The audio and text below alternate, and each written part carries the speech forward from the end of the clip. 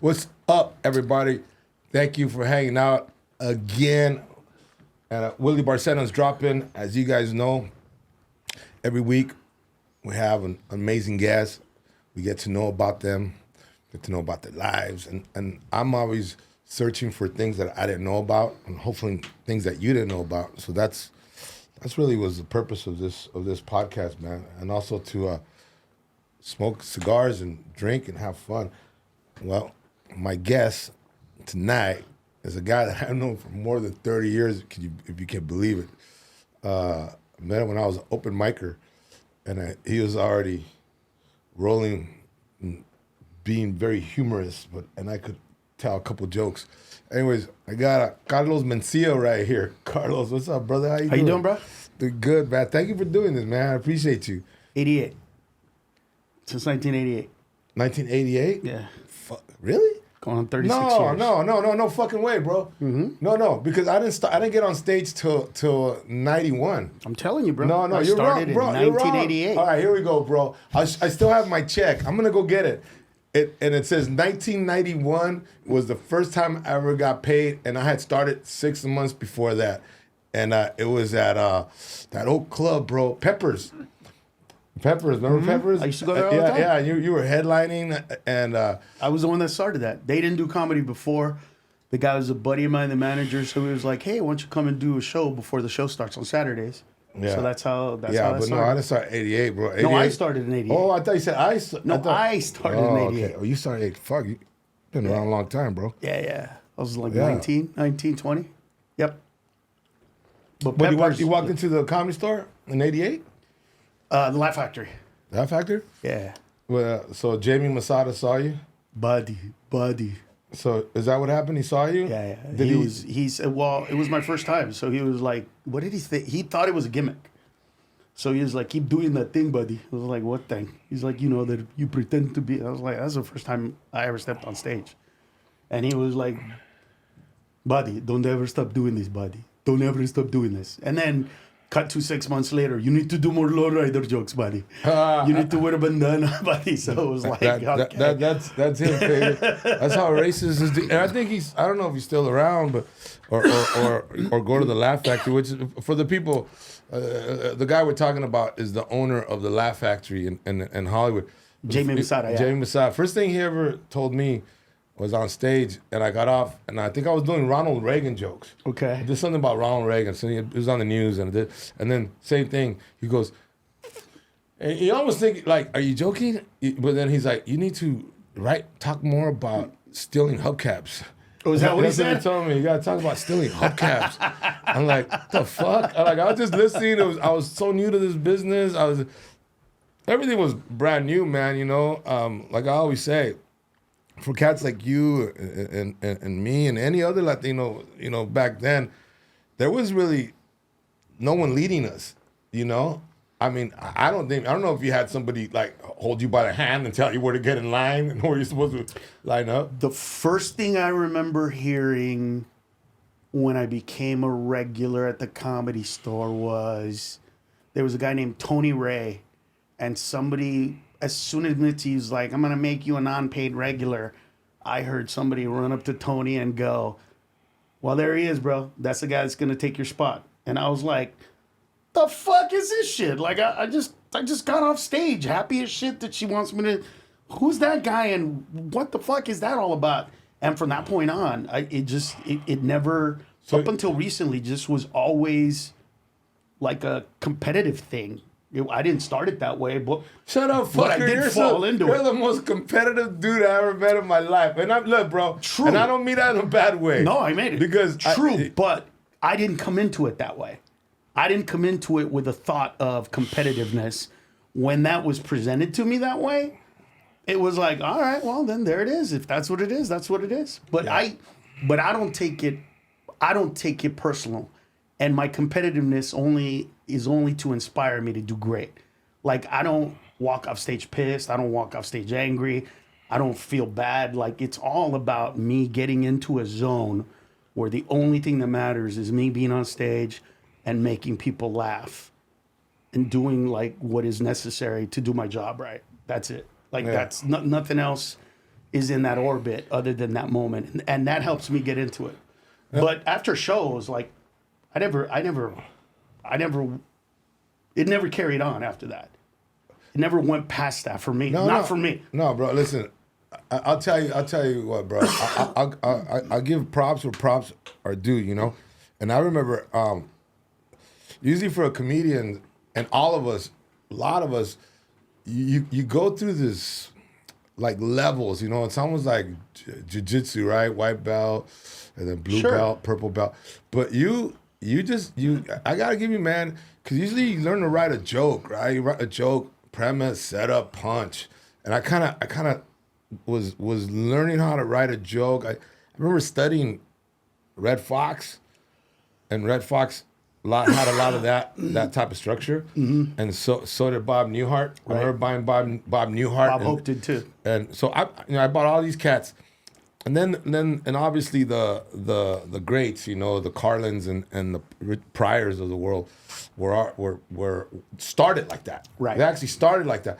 But you, and that's why I give you props, bro. You had a way of, you were doing bits right away, and that would fucking, for a lot of us that were younger comics, we're like, fuck, that's a long ass bit about a car, right? I'm just making that up, but let's say it's a long ass bit about a car, and for me, I was just like, you know, hey, I got a car, the car was blue, and then put a boom, right?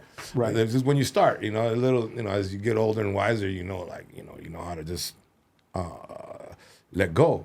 But you picked that up right. Did you know you had picked that up right away, man? The style of telling bits and not really jokes. The first joke that I ever really did on stage was a bit that I wrote in high school. I didn't know that it was a bit. I didn't know that that's what it was. I didn't know shit about stand-up. I didn't know anything about stand-up. Like, I didn't start watching stand-up comedy until I was 19, 20 years old. I was working at Farmers Insurance. I was going to Cal State LA, both full-time.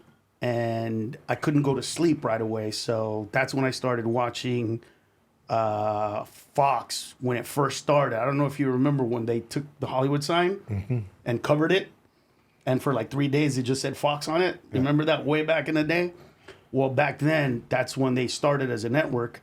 And they had they started a show. And then that's when I kind of started watching some of the stand-ups. But I didn't know what stand-up was. I didn't know anything. I'm just lucky that when you guys were out there busting your ass trying to find gigs, I got to go to the Comedy Store and be a door guy. And as soon as somebody didn't show up, boom, I was there. So I not only got to see every great comedian, but even guys that are great for 3 minutes, for 5 minutes, funny at front, suck at the end, suck at front, badass at the end. Every level of how to tell a joke, how to get into it, how to manipulate it, why it works for this guy but not for that guy, why this guy's funny at 8 but not at 10, why this guy's funny at 10 but not at 12. Like every little nuance of all that stuff. I got to just sit back and watch it and get paid to do it. And then when somebody didn't show up, hey, Carlos, you want to go on?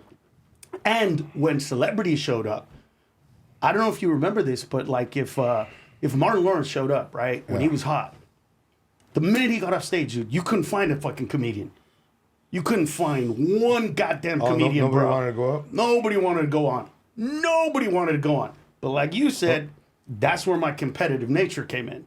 That's when I was like, fucking let me go up. I'll fucking do it. It was 100% like such a driving force for me. You know who at said that something time. like that? You know who said something and was here a couple of weeks ago? Was Jay Leno. He said the same thing about Richard Pryor. Right. He said nobody wanted to go on really? after Pryor, and he always asked Mitzi. Remember that, Mijo? Yeah, he asked him to go up after Pryor. And he said the reason he wanted to go after Pryor was he wanted to know if his jokes were really good or not. Exactly. Because if you go Exactly. That's exactly what I want. I wanted to know how good I was, how good I could actually get it. You know what I mean? Dude, the first time I followed Pryor when he had come back, was he sick? Sitting down. Was he sick? Well, but he was real sick He was at the sitting time, down. bro. Well, it wasn't I bad just see sick. him. Yeah, it wasn't bad sick, but it was, you know, he could walk on stage, but he couldn't get on that. There's a big step. So they had to help him get up the steps. And then he sat down and did his thing. But to be he wasn't where he was before. But to be perfectly honest, Carlos, he wasn't Richard. Oh God, no. You know, it's like fighting Mike. No. It's like Jake Paul fighting Mike Tyson right now. You know what I mean? Yeah, but that's It's like, harder. But that's harder because had he been himself and he went up on stage, and Al Pacino was there, and Michelle Pfeiffer was there, and all these celebrities are there to see him.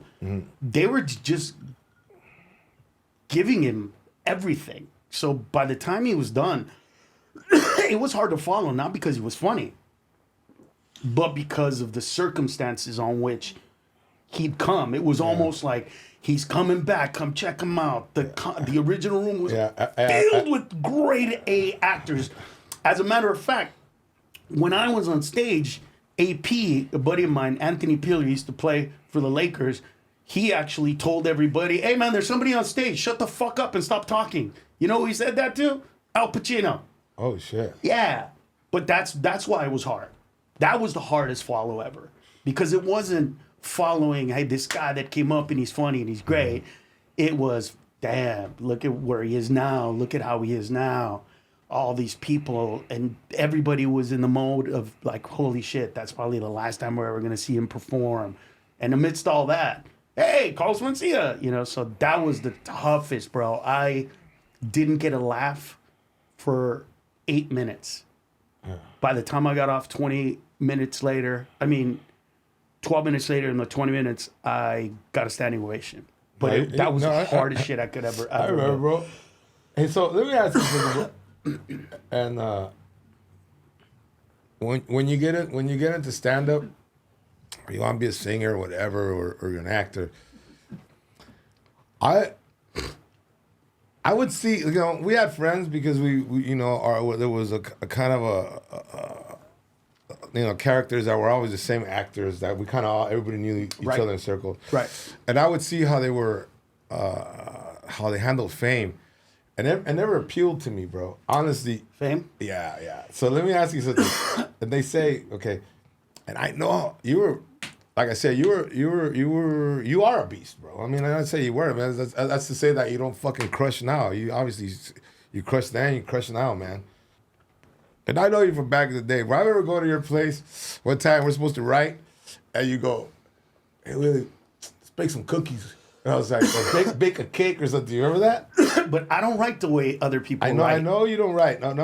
It's not that I don't write. It's that I don't write the way you guys write. You sit down and have color-coded shit for things that you think of. I don't. For me, it's like something happened earlier today. Okay. If by the time I get on stage, it's still important to me, then I'm going to do it. Okay. Right? It's just that simple. I don't know how to make up. The reason why I always got laughs, like no matter what, is because I always adapted to the audience. Mm-hmm. If I have a joke that I'm going to tell, and the joke is going to take you from A to B to C, I'm going to get from A to B to C, but it's going to be different every time. It's not going to be the same words. It's not going to be the same pace. It's not going to be the same emotion. Sometimes it's going to be intense. Sometimes it's going to be fun. It just depends on the audience. Okay. But I've never been able to do what Jerry Seinfeld does, right? Which is he's a mechanic. He does it. He scripts it. He gets it perfect, and then he nails it. But so did Pryor, bro. But Pryor did that too. There's a book. I can't do that. There's a book out there that it shows. It's been published, and it has his work, bro. Right. And you read it and like, holy shit, he wrote this word for word. Mm-hmm. You know, and we're gonna look for that, son. I want to put that up. You know, where it shows how Richard was meticulous about his word. Right. But, bro, but when you were, when I lived in Silver Lake, my neighbor, I think was your history teacher. I forget his name. Is you know the little Cuban dude across the street? Remember lived across the street? Our neighbor? In Silver Lake. I don't remember his name. You remember his name? I know you. I think it was Omar. Okay. Anyway, he was your teacher, and he said you're a good. He said actually you're a good student. Student. You're a good student, right? So, do you think you couldn't use that discipline you had in school, man? Because you went to college, you say, right? I have a degree in electrical engineering. Okay, so electrical engineering, bro, a lot more technical. Talk about technical. Mm-hmm. You don't think that could have been applied and I'm not saying it is right applied. word for word, but it is applied, structuredness. But it is applied, but not the way you think of it. So I could literally break my performances down into mathematical algorithms, right? My jokes are proving or disproving a theorem. If smart people this, if stupid people that, then in this circumstance this. Everything fits for me in a very mathematical sense. But I have to build it with the audience because without them, I can't function. I don't. Something really amazing happens when a bunch of people get together to go to a comedy show. So you're saying you need to talk to the audience? No, they need to talk to me. They need to talk to you. Yes. And which give me, I've never heard of this. And honestly, bro, just okay. What do you I'll mean? give you an example. You and I are doing you 2 shows in a row. No. We're All doing shows together. 2 nights in a row or 2 shows in a row. First show is going to be different than the second show, right? The audience is going to be different. The way they think is different. The way they feel. 8 o'clock personality is way different than 10 o'clock personality. Exactly. Yes. But not just that. Nobody can explain to me how a specific joke is really funny to one audience and not funny at all to another audience. Because the 10 o'clock people are drunk. No, come on, bro. Some people would still laugh at it. Carlos, No. The audience, you don't think the audience at 10 o'clock is drinking a little? Yes, they are. Is a little more buzz than the 8 o'clock? Yes, but that doesn't explain a whole joke. It explains why some people might get it. It explains why I dumb shit down, why I make it a little simpler to digest. Yes, but it does not explain how do a bunch of people that got together think this joke is funny and the same joke isn't funny in a later show. And that even happens when we do big shows. When we used to do the big shows in San Antonio for the Latino Laugh Festival. Yeah. Right? Where you couldn't really drink. It's the same thing. Yeah. 2 shows, completely different audiences. So that part of it is the part that I need. I need them to tell me what kind of people they are, how to get there, because I'm going to make... Are you talking about... So no, you're talking about... not verbally, you're talking about the feeling, right? Or are we talking about verbally? It's verbal. It's just that their communication is laughter and groans and moans and oohs and ahs. Everything an audience does, they're trying to tell you something. Okay, I agree with that. Right? I agree with that. They're trying to tell you something. I agree with that. And so I listen to that as a whole and then kind of go, oh, this is how I'm going to get you there. And so then from that point, I begin to go, all right, these are the words I'm going to use for this audience. I'm going to use more profanity. I'm going to use less profanity. I'm going to use some Spanish. I'm not going to use any Spanish. I'm going to use Mexican Spanish. Nope. I'm going to use Puerto Rican Spanish. Wait a minute. No, I'm going to use Cuban Spanish. It's all of that. Every one of those things is an intangible that I cannot predict at that moment other than when I step on the stage. No, I agree. I agree. We were just in Miami, right, with a young comic who tried to do the same show at 8 o'clock that he did at 10 o'clock, and he just ate the big one. At Lips, I love you, bro, but you know what happened. But you learn from that. Yeah, I agree with you, bro. To me, I agree with what you're saying, but I guess I don't see it as deep as, hey, the 8 o'clock show, people aren't drinking as much. And I for me, bro, I have time to really work out a bit, and I know that they're gonna listen, and 10 o'clock is just, I could get that same bit, but it's just it's probably has a faster beat, you know, you know what I mean. For me, I mean, right. everybody's got their own style. Listen, and let me ask you another question here. Every actor, right, says he studied this guy, right? He studied that guy, right? And then he added his own. But everybody's nobody to somebody to say they're completely unique. I believe 100% that's unacceptable. That doesn't happen. You know, even Elvis, you know, he borrowed from blues, right? Borrowed from gospel, and then whatever, and then rock and roll, whatever. And everybody, Pryor says he talks about the guys that he looked. Correct. So your style, and I know your style, bro. And now there's another guy, and I always wanted to ask you this question, bro. If you believe that his style Because when I watched them one time, you know, bro, I never really hung out at the clubs. Mm-hmm. If I go back, maybe I should have, you know. Nah, you would have got more trouble than you didn't. Yeah? You would have into more fights. You would have into more shit. But bro, okay, when the first time I saw Dane Cook, I saw a lot of you, or I don't know if I saw a lot of you in him. I've been doing it or longer than him. Okay, So. but this is what I'm asking, because his style is, okay, so how did you develop that style? And then I'll tell you about what I think about that style, and then I want to hear what you think. Where did you develop?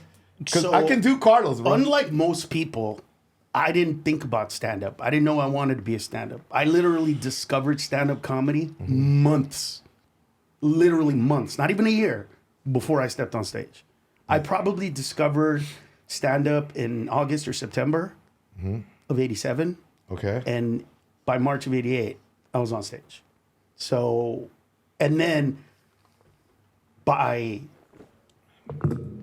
June, July, I was an unpaid regular at the Comedy Store. So all this shit just hit me like so fast. So I got to watch a guy like Steve Greenlee. And what I learned from him was, if you're gonna do a joke where there's an impression and you take somebody and you open the door, you gotta commit to it all the way, no matter what. Even if it sucks, even if you're eating a dick, you just gotta commit, because if you don't, you lose integrity and you can never take it back, no matter how much time you do. From a guy like Charles Cozart, what I learned was Are these guys Comedy Store guys? these are real guys. No, these no, are I'm real saying, are they guys. Comedy Store guys? Some of them are, some of them aren't. But most of them are, because that's where I was at, as a door guy. So I didn't learn one thing from anybody. What did hit me in the face hard was the first time I saw Paul Mooney. The first time I saw Paul Mooney, I went, wait, we could talk about real shit and it doesn't have to feel like a joke. It just has to be a joke. Like, you can talk to white people about inequality and inequities. You can do that? Like, holy shit. And then in that same performance, he was killing it. Dude, killing it like I've never seen. And then he got mad at the white people for laughing. And 15 minutes later, bro, 70% of the audience leaves. Like, gone. Like, he pissed them off. And I learned from that performance, the first time I ever saw him, two things. Number one, shit that I want to do. Number two, shit that I never want to do. Never want to piss an audience off. Never want to blame them. Never want to get mad at them. Never want to turn around. Never want to be bitter. But definitely want to talk about stuff that matters to me, that is important to me. Things about being a Latino. And that was really important to me because my mom is from Mexico. My dad's from Honduras. And I've always been an American, but not American. A Honduran, but not a Honduran. A Mexican, but not a Mexican. You know, so for me, it was always a beautiful way to look at things from the inside and the outside at the same time. But I didn't have influences the way Chris Rock will be like, hey, when I first started doing stand-up, my whole act was Richard Pryor up until certain so-and-so. And then I started learning myself. I was little pieces of a lot of different people. But I think everybody is, bro. I think everybody is. I don't know. From what I hear from the past, right? Not like us, but those guys like Chappelle will tell you he was influenced heavily by Pryor. And when he first started, his act was Pryor. You know, guys like that. They had that one guy that they wanted to be like. I didn't have that. I didn't look up to anybody in that way. You had Paul Rodriguez, bro. Yeah, but Paul was the man. He was the man afterwards. The man when you came in. No, not afterwards. Paul was the man. No. After Prince. After Prince, he was a guy, but I never got to see him, and he didn't go to the Comedy Store all the time. So he wasn't an influence in that respect. And I wasn't going home and watching stand-up. I didn't have to. I was watching it live. But you were influenced, bro. You were influenced by people. I'm not saying... Of course. I was influenced by style, all of them. Your style is like this, bro. I'll tell you. Like I said, you'll get like a red cup, right? And you'll be like, red cup. Like okay, why do we get red? Why is it red? And then you'll just keep you yell, right? Would you say you scream? Sometimes it depends on the joke, but yeah, I use a lot of what did who came to see me perform the other day and said Carlos Santana came to see me perform and he said I love the intensity. I love that. I go, a lot of people say it's angry, screaming. He goes, no, it's intensity. I could tell the difference. So yeah, I get intense, but it's because I'm talking about stuff that really does matter to me. Yeah. Like it really does piss me off. Would you say, but like that's where I see that as your style, bro. Because like that's your style, Used to be. Since going through all the stuff that I've gone through, I'm able to modulate now in ways that I wasn't able to before. I wasn't able to slow it down the way I can now and speed it up and manipulate it the way I used to. It was kind of a go-to thing and it worked all the time when I was young. But now I'm able to do it very, very differently. And I've never been better. I've never been better, never been funnier, never been more incisive, never clicked better on stage. But it's because I've been doing it long enough, gone through enough that now I'm able to tell the jokes in different styles, different formats, different, you know what I mean? Sometimes I'll literally sing a song on stage. Really? Yeah, I've heard this 100%. Bro. Dude. Yeah. So, depending on what it is. What song, bro? It depends on what, it depends on who it is, what the moment is. The last one there was some chick that looked like a Native American, and then I sang a song to her that has Native American chants in it. I actually posted something on the internet about it. But anyway, it's more to me about being able to go up and go down, to fluctuate, which I didn't need to do it before. It wasn't something I needed to do because up until a certain point in my career, everybody just wanted that Carlos, and they knew that Carlos, and that Carlos made everybody happy. So I didn't have to be anything else. I didn't have to go beyond it. I was already doing my thing. But isn't it what you're saying, isn't it just part of evolving, bro, as a human? But some people don't evolve. I obviously, bro. Evolution is hard, There's bro. exceptions to the rule, yes, bro. And think about it. But think about people evolve, right? I mean, but the artists evolve. I mean, if you get some of us do. You get the Beatles from. What do you mean, some of us? Some of us do. We're talking about Mooney. I don't think Mooney ever changed. I don't think Mooney ever got past whatever that thing that I saw the first time was. By the time Mooney passed away, I'd still heard stories about how he came in here, he was killing it, and then he pissed the audience off or whatever that was. No, we don't all evolve. We don't all get past. A lot of us let resentments take hold of us and make that be the part that guides what we do. And if you're upset, it doesn't matter how good you are. It's going to bleed on stage. Whoever you are, whatever you do, you can't hide those emotions from people. No. And they come out. And so evolution is a part of life, but it's not part of all living things. I mean, if you look at some artists, their style stayed the same, and it was good for them. It worked for them. And then there's others where you have periods of like Monet had this period, then he had his dark period, then he had this period, you know what I mean? And then there's other artists that every single thing that they do, Pablo Picasso, kind of look the same. Didn't go outside of it. It's his thing, so some of us are able to. Okay. Some of us aren't. I think what Paul Mooney was a genius at. I mean, a genius. And I think all the greats who we love use it is his pauses. The way he paused on stage, and he was okay with silence. When he would say something, right? And you can see him not care about taking 1,001,000. I'm sure he wasn't timing it, right? But he wasn't afraid of the silence. And I believe, I think I heard somewhere where Dave Chappelle said something like that, really deep about like the key is in the silence. So I think, I mean, I never seen Paul Mooney as a young comic, but I don't know. I'm sure if we did, there was an evolution there. You said something earlier, bro. You said like this.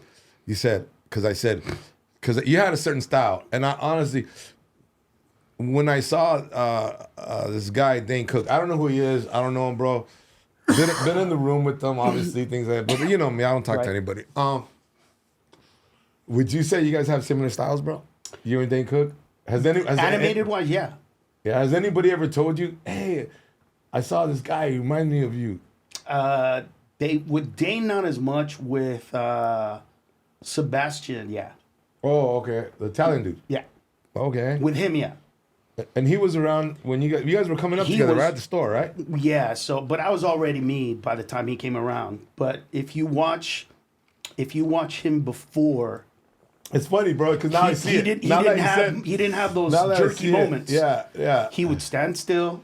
Yeah. And I know this because I would watch him and go, man, I can't do what he does in that respect. I can't just tell a joke and go and then tell the next joke in the same. What are you doing? Why are you wearing? I can't. I gotta go. The fuck is wrong with you? I got to. I have to go to that place, and he didn't have to. But then when I saw his special, and he had these jerky moments, these little spastic little things, and I was like, oh my god.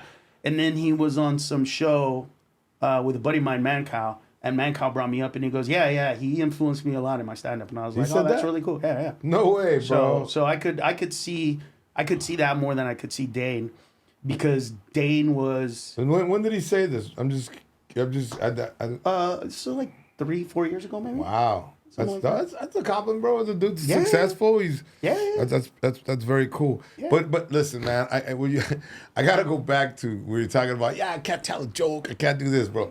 Bro, Lenny Bruce. If you watch his first Tonight Show, 1 joke, 2 joke, 3 jokes. Right. Richard Pryor, when he was first on Tonight Show, 1 joke, 2 joke, 2.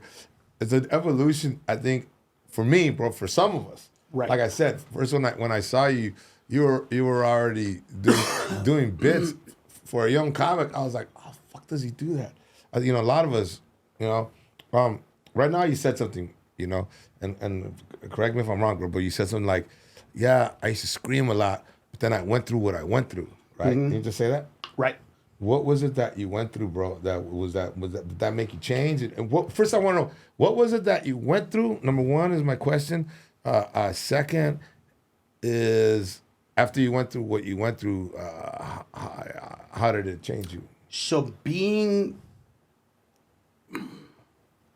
the first comedian, first person in the internet we tried to cancel, people don't understand that there was a point in time where, as a comedian, if you liked me and you went to a club where there were a bunch of comedians and they were saying negative shit about me, mm-hmm. and you just had the balls to even open your mouth and say anything positive about me, everybody would shit on you. Are we talking about, come on, man. No. We got to be before the Joe incident or after the Joe incident? I don't even know. It's not even about that. It's just about. I know it's not about that, but that's plays a big part in your career, bro. Sure. So are we talking about, is that, because I know after that, man, there was, you fought through the storm, bro.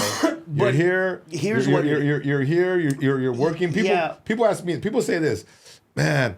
Yeah, Carlos this and Carlos that. I said, dude, don't worry about. Don't cry for me, Argentina, because Carlos is doing great.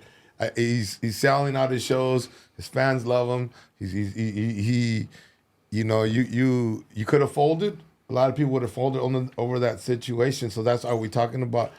What happened was, because I know a lot of people. Some of your friends, I believe, bro, mm-hmm. distanced themselves from you. Of course they did. And I thought that was fucked up, because you took a lot of comedians under your wing, bro. Yeah. And if you want to mention them, you go ahead. I know who they were.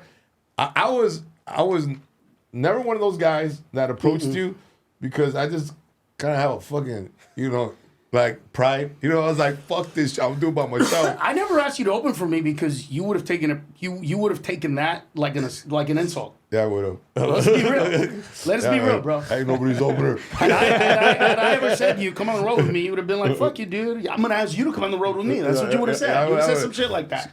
That was just something stupid, bro. But I'm saying that's who you were. So that's why there are people that I asked to come on the road that said no, that now are like, man, I wish I would have come on the road with you. No, but you did. No, but you did have a lot of. But I had a lot of comedians that I helped. On the road, bro. You took a lot of them. You helped a lot of them out, bro. A lot of people don't know that. Yeah, okay, of course. You guys might for the civilians out there. Anybody with a disability. No, open for me. No. Seriously, it's not true, bro. Yeah, think. I'm not saying not only disability. I'm trying to I know your props, bro. No, but what I'm saying was not only that, but every single person that has cerebral palsy or anything like that, they all open for me, and I brought them on the road. Like not just that. You just want to look smarter. I wanted to bring the stray dogs. You know what I mean? I wanted to bring the stray. You just dogs. want to look like a genius.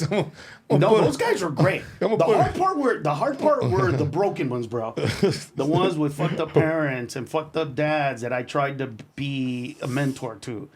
That's where if I could go back, that's one of the regrets. I'd be like, dude, don't take in strays, bro. Or if you do, but just don't. Bro, we're all damaged humans, Carlos. Stop. No. Stop. No. Yeah, we are. No, bro. Hey, bro. No, bro. Okay. You know what? Let me take that back. Let me put it to you this way. No. Let me take that back. Because there is a percentage, and I know this through therapy, bro. There is a percentage of humans that walk among us that had great mothers and fathers, bro. Right. Great. And did not have a lot of those issues that a lot of us just, not even comedy, bro. I don't give a fuck if you're a plumber or a lawyer.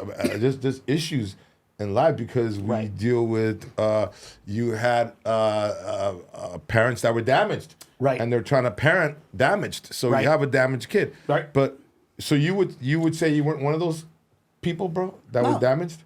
Nah. If I was an imbalanced human being, I definitely would have committed suicide if I had any of that inside of me. I mean, bro. That was a hard one. Knowing that the people that love you can't even show you love, knowing that people that hate you want to hate you, and they don't even hate you for the right reasons. Like all those comedians that were angry at me. But you have to lot them out. I hurt their feelings. Okay. But I hurt people's feelings. That's what I did. Let's be real.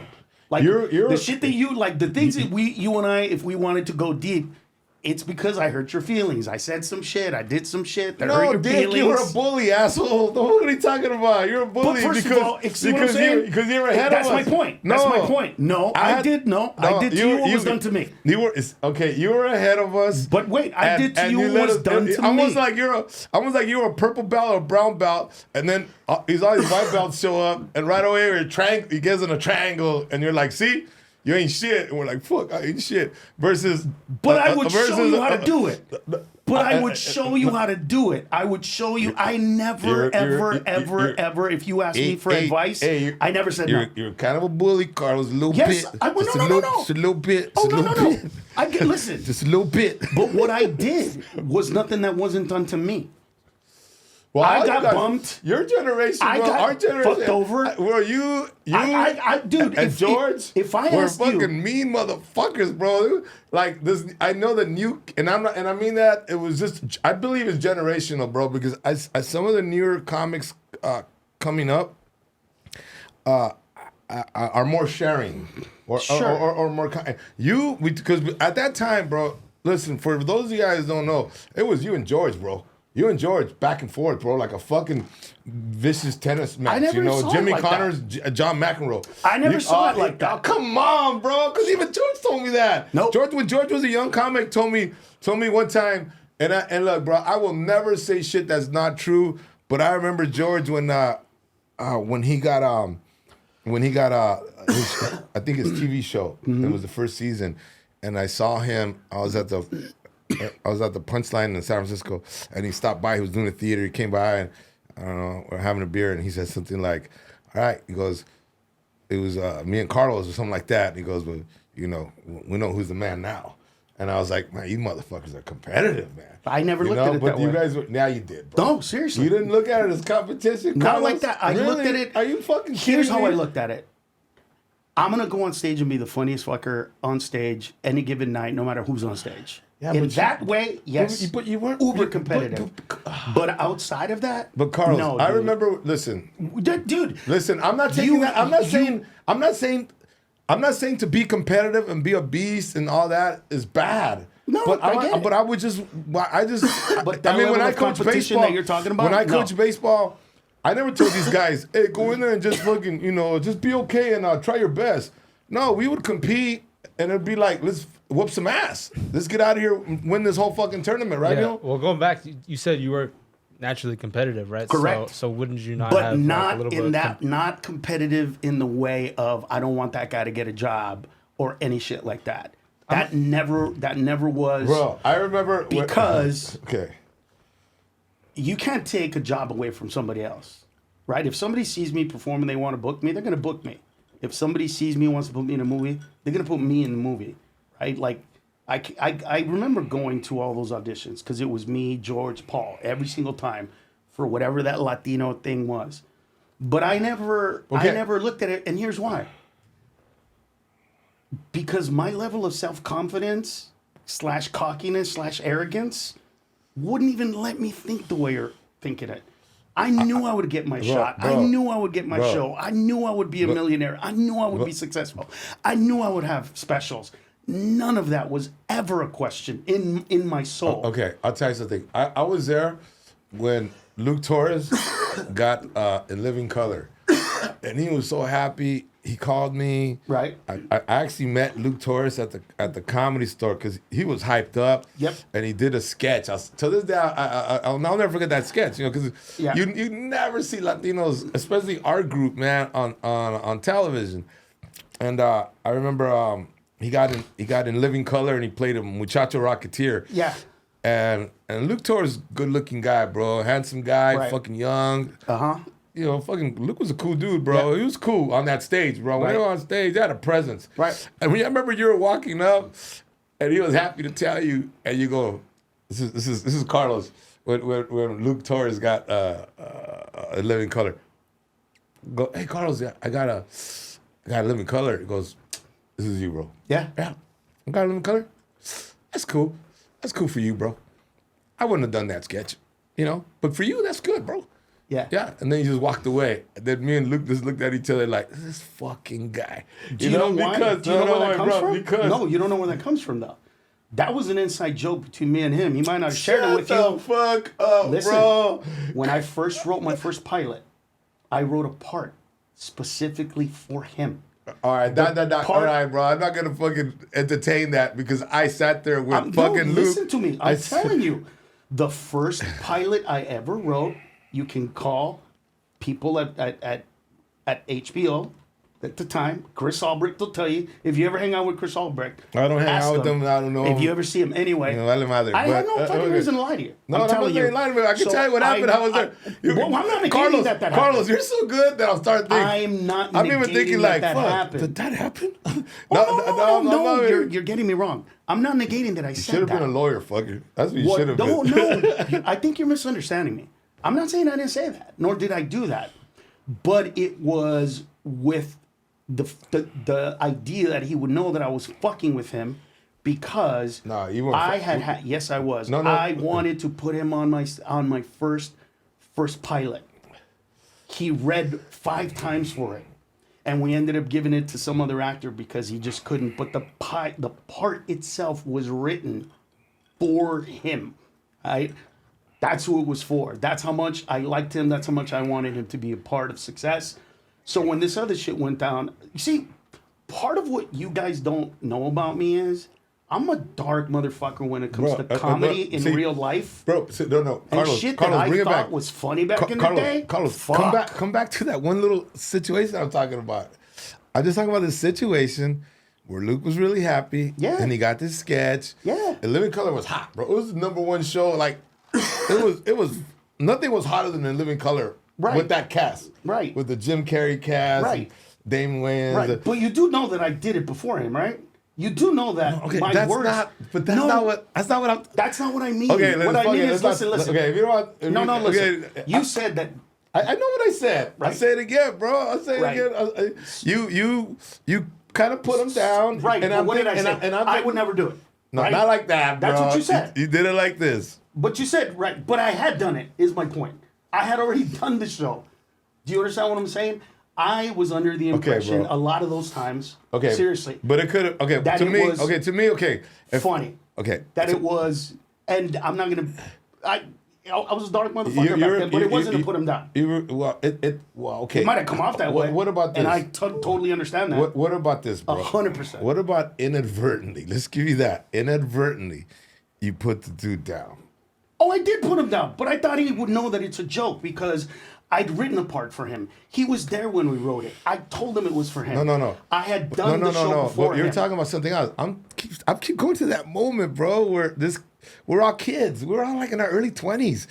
And talking about that part, and you were competitive. And that's where I come to say that you were competitive. Yes, and you keep saying like, I don't want to be the best. But here's this guy. It's not a big deal. But let's move on. It's no big deal. If you want to say that you were fucking with them, all right. I was fucking but I was with there, them, believing that you. Well, first of all, if I'm gonna fuck with you, you're not gonna know it's a joke. All right. If I'm gonna seriously fuck with you like that, but here's my problem. Again, here's a guy who I tried to help, who he knows I respect his abilities. He knows that because I literally looks fucking talented, bro. I was very, very, very talented. Tried to put him on a show that I did, that I wrote part specifically for him, and it didn't work out. I tried. I did the best. At a certain point, we had to give it to an actor because maybe it was youth, maybe it was something else. Also, I'd already done the show, so for me to say that's not good for me, but for you it's fine. That was bullshit because I'd already done it. So I was under the impression that guys like him all right, we see it. would know that I was fucking with them. But remember earlier when I said I hurt a lot of people's feelings? That's what I'm saying. Well, I was trying to say, you guys, and even I asked George. I think I asked George one time. I said, why? And he says, I don't want to say something that George didn't say, but he did have that same attitude, bro, of like, fuck this, I'm gonna get mine, and whether you guys get yours or not, it ain't my fucking job to fucking help you motherfuckers out. And I respect that. That was his attitude. George, I think till this day is fucking George's attitude. That wasn't my attitude. If you ever have Bobby Lee, ask him when I really got mad at him. And you know what it was, bro? When we were sitting around with a bunch of comedians, and he looked at me and he said, "I'll never be as funny as you." And I was like, "What the fuck are you talking about? Of course you're gonna be better than me. You're younger than me. I will pass on, and you will take that. You have to believe that." And he was like, "I can't. What the fuck? That's not me." And I was like, "What are you talking about? How could you fucking say that? How could you say that around these kids? You have to be better than me. You have to be beyond what we do. I'm pushing the envelope for those that came before me, and you push that envelope afterwards." So, and my career track shows you, I brought a shitload of really funny Latino comedians on the road. It was never competitive in that respect. I always wanted to help out. I always wanted to be a part of all that. The first thing I did when they gave me Local Slam was I said, "Hey, there's this young comic and named Juan Villarreal that I think is great. He's a nobody, but please, give him a spot. If it doesn't work out, then we'll cut him out of the show." So I was always trying to help out. No, okay. But I remember fucking hurt a lot of people's feelings because, one time, it was with Luke, by the way. The first time Luke Torres ever got a standing ovation, he walked off stage and he was so proud that I was there. And I looked at him and I go, one day you're going to be really funny, bro. Straight up. This dude. That I did. But here's the thing.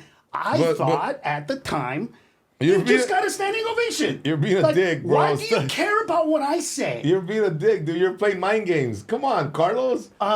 Come on. Bro, listen. If that's what it was, that was subconscious. It was not on purpose. I was way too arrogant, bro, to even look at your... You can't mix those. I'm either insecure you're telling me. Okay. I'm telling you, I was not insecure. Look, bro, nobody's saying you're insecure. That's my point. I'm saying competitive. Okay, here's a comedian. Yes, but to be funny on stage at that moment, it ended there. Carlos. It didn't go into TV. It didn't go into any of that shit. Okay, Carlos. Ever. Okay, here it is, Carlos. Okay, slow it down, bro. Let me ask you this. Here's a comedian that feeling good about himself. Right. Gets a standing ovation. Right. And you had nothing positive to say.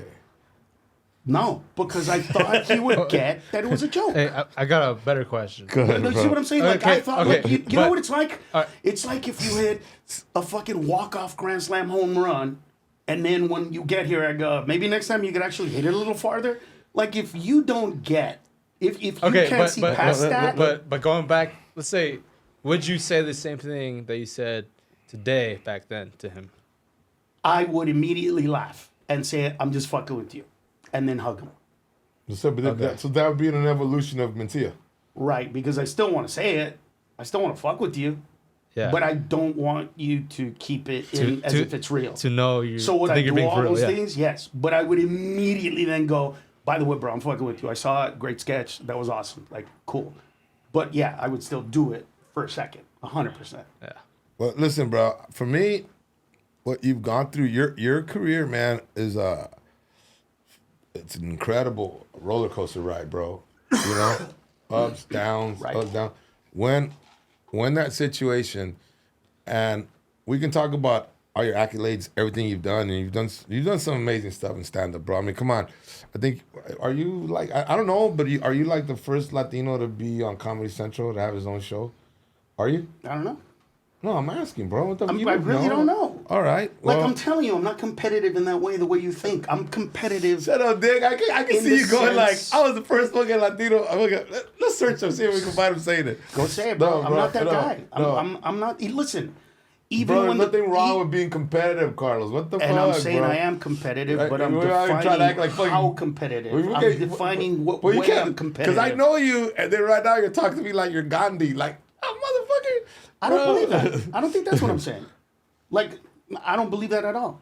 Okay. Your son asked would I say the same thing. I said, yeah, I'd say the same thing. No, listen, bro. I would make sure to say, I'm kidding, but Okay. But, No, but and my that's competitiveness, what's wrong with being competitive, my bro? competitiveness was only about me going on stage and being as funny as humanly possible. Outside of that, I never begrudged anybody's success. I never talked about it. I never, if anything, all of you guys were just comics doing your thing, and I was doing my thing, and it didn't matter what you guys did. It didn't matter where you guys were. It didn't affect me. My bro. career was always You were great. you were ruthless, bro. Do you remember one time I had a show and see, and I don't bring these things up, by the way, to all the fans out there. Are you talking about the show that we did in what was it at LA Cabaret? Carlos and Charlie's. That was Carlos and Charlie's. Carlos and Charlie's. Yeah. And I did the first, and I believe, correct me if I'm wrong, but I did from, especially in LA, the first where I had Latino comedians all together. The Skippy Low shit. I had Gilbert Esquivel, Luke Torres, Johnny Sanchez, all these cats the first time in like early '90s, and I read it Carlos and Charlie's and they asked me for X amount of money, and it was a lot for me. Sure. And I was supposed to have like, to break even, I should have had 100 people in there to break even, right? To pay these guys. I had 25 people in there, and I had no money. And bro, but this is you, bro. But this is you. You made, I ain't gonna lie, bro. You made me a little tougher in the game, along with all the racist people that I've met, which is why I hate so many motherfuckers. But you were part of it. You're instrumental of what made me like, like fuck everybody, because I had promised everybody $200, Right.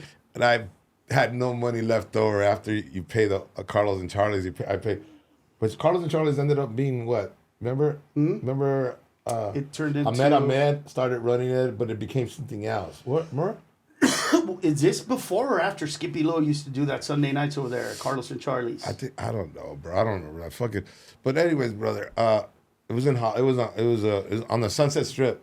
Yeah. It was right across you know from what? where the Pink Taco is To now. me, what this whole thing sounds like, it's like the first generation was like that. Like that parent, like that parent that wasn't raised with a dad. He was like a hard dad. Yeah. And then so now the next generation of comedians, they're all helping each other. They're all like bringing each other up. Yeah. So it's like they're learning. No, you know, because they had someone to. They're a lot. to Yeah, learn they from. are. I see that. I see them being a little nicer. I remember so. what happened to the show? Carlos. So everybody's like, "Hey, bro, I didn't make any money. There's only 25 people here. And then you said, no. So Gilbert goes, you don't have to pay me. Don't worry about it, Willie. Johnny's like, you don't have to pay me. And then you closed the show. And I said, but you taught me something, bro. I ain't gonna, look, bro, I ain't no pussy, man. But I said, Carlos, I didn't make any money. He said, I don't give a fuck. He said, keep my money, motherfucker. I go, oh, shit. Okay, and I was no pussy, bro. It's like, oh, I got your money, bro. He go, hey, you said 200. Where's my 200? I said, all right. So I had a girlfriend at the time. This was way before I met your mom, yo. I went up to Gloria, my girlfriend. I borrowed from her. I go, hey, can I borrow 200 bucks?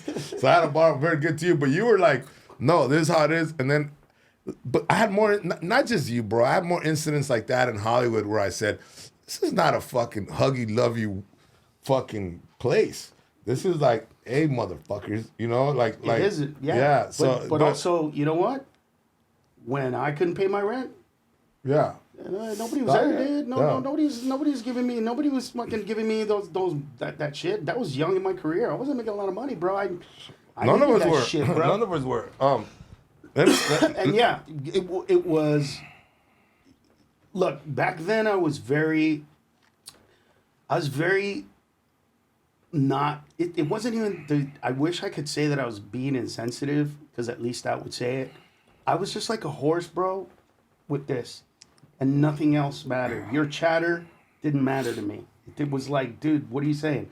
I'm here for $200. Give me my money. I got shit to do. Like it was. Did you think did that come from growing up poor, bro? No, it came from the fact that, and look, you know this more than anybody else. You guys weren't nice to me. You guys as a whole weren't. Were not. You guys. Oh, Carlos, all right. You guys used to talk about me when I wasn't around. Carlos. So much. Or everybody's telling me that you were. No, listen. This don't sound like you. Because now, this is not the Carlos I know. This sounds like you're playing the victim, bro. Or. Carlos, you never sound like a victim. Let me get this straight. I was a victim in a sense. Because in the sense that I wasn't fucking with you guys. Maybe if you got off stage and I said some shit, okay. But I wasn't tripping you on stage. I wasn't cock blocking. I wasn't like putting anybody down. I wouldn't go on Howard Stern and say, hey, have me, not this guy. I didn't do any of that shit. When I was given an opportunity to do shows, I brought people in. Mm-hmm. I didn't try to push them away. I tried to hire Latinos. I tried to book people. I tried to hook people up. The list of people that have opened for me that have gone on to be great is extensive. You don't hear me talking about that because I did that for them.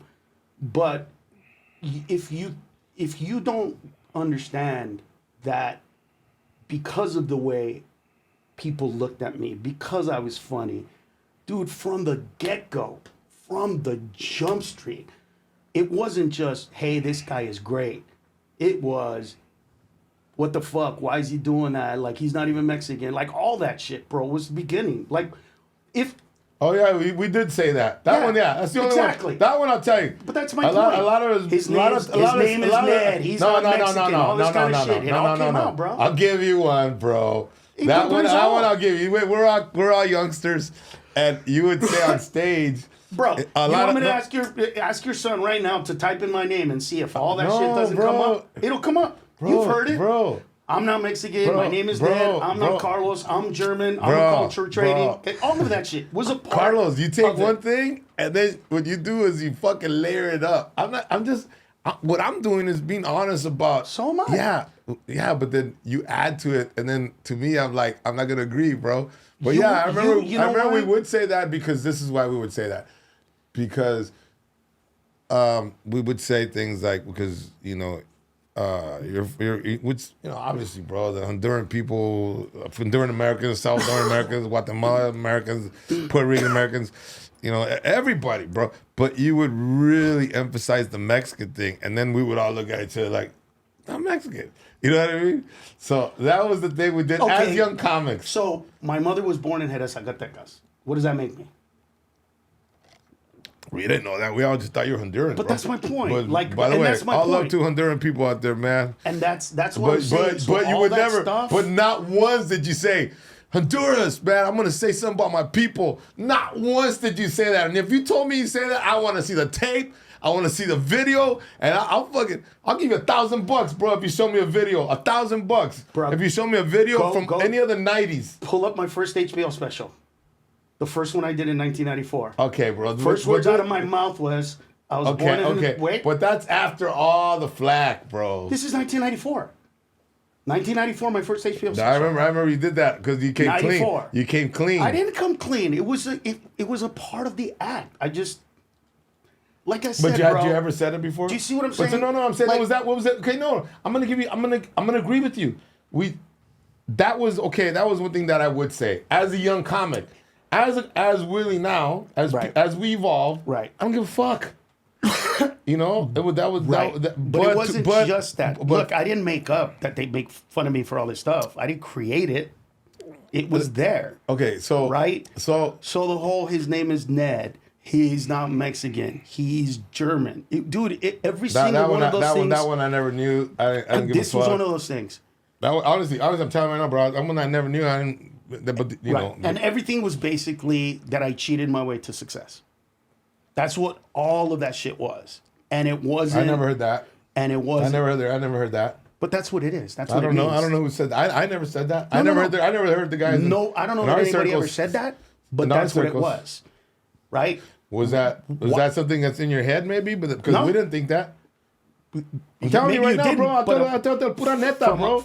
I'm gonna tell you the fucking from truth. a psychological standpoint, from a place of there was a reason those attacks came, and those attacks only came because of what I did on stage, and it was because these young comics had to explain why I was getting certain laughs, and they weren't, or others weren't. No, I And- tell you, bro. and that's- When we started this interview, I gave you your props on how you were able to pick up doing bits early. You know, Right. it's almost like a great fighter. Like, and you know, MMA fighters that people say, he's only been doing MMA for 2 years, but he's fucking whipping everybody's ass. You know what I mean? He's Yeah, been they doing- naturally have a high fight IQ. Yeah, fight IQ. He had a high comedy IQ, but you know, nobody was trying to hate on you. You were kind of a dick. That Sure. was it back then, and you say yourself that you evolved. It was.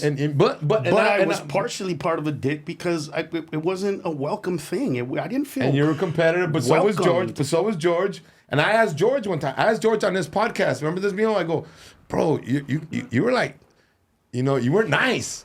You know, you were. And he goes, bro. He goes, they weren't nice to me. Remember he brought up the Paul Rodriguez story. Yeah. And then he told the story where Paul Rodriguez did something to him. And I go, and then I started piecing it together, going, oh man, everything was just. Okay, so they did that to me, I'm gonna do that to him. They did that to me, I'm gonna do that to him. So maybe you got some of that backlash and you thought psychologically, Maybe. oh, okay, this is how the game is played. Maybe. No, fuck you, and I'm gonna get mine. And, But it wasn't fuck you. George, I wish it was fuck you. I wish it was fuck you because if it was fuck you, I would have dealt with this very easily. It would have been easy to go back and go, oh, that's how I felt. Fuck these guys. It wasn't. That's not where it was. The birth of that wasn't fuck you for me. It was. I'm not even gonna pay attention to you. I don't have time to hear you talk about me or whatever. And you know this. I didn't drink. I didn't smoke. I didn't do shit. I know. So whatever you guys did afterwards, I was never part of that. I was never part of partying with you guys, hanging with you guys. Speaking of which, bro, any comedians, wait, I never bro, did any of that shit. Yeah, And yeah, so it's true. Can I get another beer, bro? Go ahead, bro. No, you get it. And so for me, it was literally, I'm just not going to pay attention to it. And that was a big problem because in not paying attention, like I said, I hurt a lot of people's feelings, man. I hurt a lot of people's feelings. But You're competitive, but so was George. George was competitive. But here's the difference. I've never said, like, here's an example. George said that, well, whatever, doesn't even matter. But I've never said anything negative about George.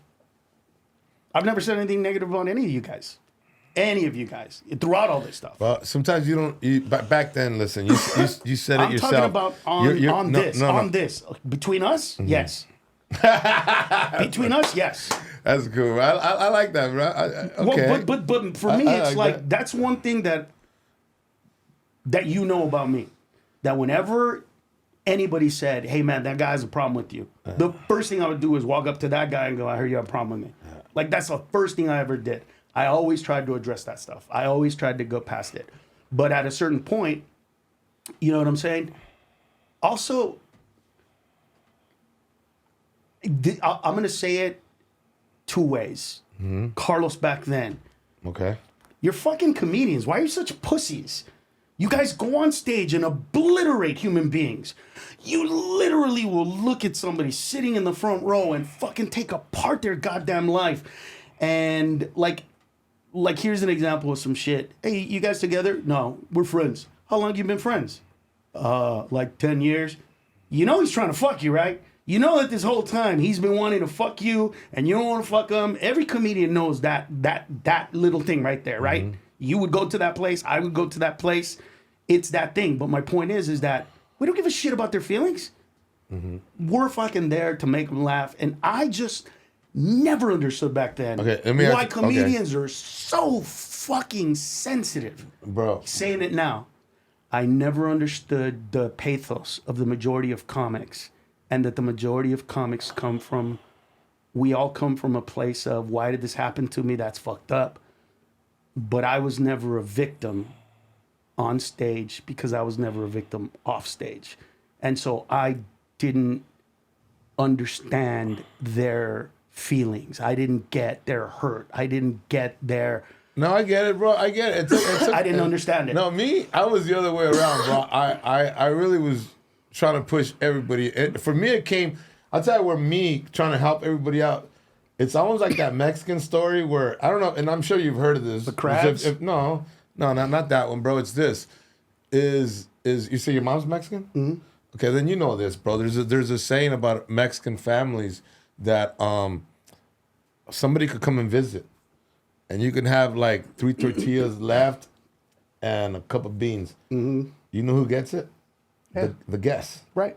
So that's I don't know if you heard of this, with the Mexican culture. It's like your grandpa and your grandma have that philosophy. And it's something that it's in the Mexican culture where if somebody comes over, right, if they sleep, they're gonna get the better bed. Right. That's this is how it is in our culture. Right. And me being a paisa, bro, coming from Mexico and coming from fucking hunger, I always, in my mind, I was like, fuck, I know what it is to be hungry. So I always wanted people like, oh, don't be hungry. Hey, I got this little gig here, pays $40. Come on, you do it too. You pay $40, you're gonna get $40. Mm-hmm. Or it could make you a savage. And I believe, some of you got in a savage in a good way, not in a bad way. I believe you guys some of you cats are just fucking beasts, man. And you guys just went after your thing. I remember one time being at a party in San Antonio, and I tell this story sometimes on stage. This is when you and George were still friends, man, real friendly, and it was you guys were all at some bar or club celebrating Chicha's birthday, long time ago, bro. I remember. And then you and George were talking about emails, right? Because there was no social media, right? And then you both looked at me and go, "Hey Willie, so do you get emails?" And then I looked at you and George and I said, "Emails, man. See," I said, I'm the Rolling Stones, man. I'm not the Monkees. I said, they're gonna find me, right? And then, but years later, I said, fuck, I should have got emails. Right. But I always tell that story, bro. I think we're at the Hard Rock or the Planet Hollywood or something in San Antonio, bro. But listen, man, the bottom line, bro, is, and I wasn't trying to put you on the spot. No, I just want to tell you, for anybody trying to get in show business, man, all you youngsters out there, is competitive. It's, you gotta have fucking thick skin, and it's like Carlos said, I don't know why you motherfuckers are crying. He's right, man. You gotta have thick skin. I at the time, mine wasn't, it built to that, but it wasn't. But I still help people out. Your situation, bro, you did so many I mean, having those HBO specials, being on Arsenio Hall when Arsenio Hall was hot as fuck, you know, and I remember you and me and somebody else went to go see George to his Arsenio. I don't know if you remember that. Mm-hmm. And we were sitting in the back. It was me, him, and I forgot who the other comedian was. Was it Freddie? Could have been, but I forget. But I remember it was like 3 or 4 of us, and we're like, even though it was competitive, we were still going, "Fuck, that's one of ours," you know. Like seeing George Lopez do Arsenio Hall, and we got tickets, but with your career, bro, I mean, that is like your situation of where you had the show, you had everything going, and then you had that. I mean, I don't know what you want to call it, bro, but it was a fucking crash with Rogan, with Joe Rogan, bro. You know, I know, you know, obviously we're not here to bullshit. We're not here to fucking put each other on the spot, but I remember you calling me, and we went out to eat. We went to a diner. Remember that? And you asked me, and you go, Willie, what do you think? What would you do, Willie? Right. I don't know if you remember this, bro. Yes. And I said to you, you know what? Just tell the audience the truth, man, on stage. Tell them the truth. Say, hey, I was a young comic. I might have taken a joke, whatever. And you go, fuck no, I ain't gonna say that. I'm not gonna do that. And I said, just say it, dude, you know? And then you said, no. And I could tell you were troubled, bro. You know, and reaching out to me, I thought was cool.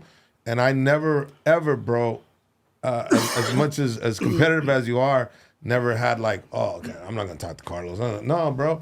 I felt you were wounded, and I felt as a homie, you know, even though we were never close, for you reaching out, we went to, and I'll tell you, we went to Astros. You remember that? Mm-hmm. And we sat there, bro. Let me ask you, man. It was just a culmination of, like, I hurt people's feelings. What they did to me was not even remotely the same. Not even remotely the same. There's no comedian out there that I did something to take money out of their pocket or to take a TV show away from Would them you say, or to do anything like that. I know. What they did to me that was a whole nother level. And what you need to understand when you think about who I was then, those people were always there. They didn't just happen. It wasn't just a thing. They were waiting that whole time. They were talking that whole time. They were being angry that whole time. That energy was coming at me that entire time. And it sucked to be alone in comedy. Okay, let me ask you something, Carlos. Would you say now, Carlos now, that you're wiser, older, and able to see things in a clearer sense, right? Would you say some of that alienating yourself, would you say you perpetuated some of that? Or no, or it was just all brought to you, or do you think some of that competitiveness in you created some of that animosity? Sure it did, but we're talking about look, okay, you did a TV show, right? Let's take what you talked about earlier, right? Luke did a TV show. Okay. What I said was truly just feelings. I didn't take his show away. Right. I didn't call them and tell them don't book them anymore or don't put them on any more sketches. Right? I just fucked with them personally. Right. What they did literally took money out of my pocket. Yeah. So I could sit here and tell you that it cost me millions of dollars. I'll tell you the only millions. Let me tell you a story. I can't tell you exactly who, but a producer of a producer of 3 successful TV shows, sitcoms, called me up a year and a half, about 20 months ago. Okay. Said, bro, I'm sorry. I need to talk to you. Said, all right, what's up? He goes, I need to see your face. I go, all right, let's go somewhere. We went to dinner. He apologized to me, and he said, there was a project that somebody wanted you to be a part of.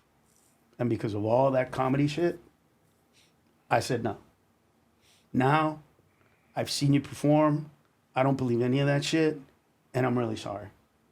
And I just said, well, big of you to say that. I mean, you know, cool. And at that moment, the difference between now and then is I'm aware now that that's his moment, that I have the power at that moment to make him feel good or bad about the decision. I could have shit on him and been like, so you want me to make you feel good about the fact that you took money away from me and all you're offering me is an apology, not a show, not a part, Right. just a fucking apology. Right. But I understood that was his pain, his shit, and I know what that pain feels like.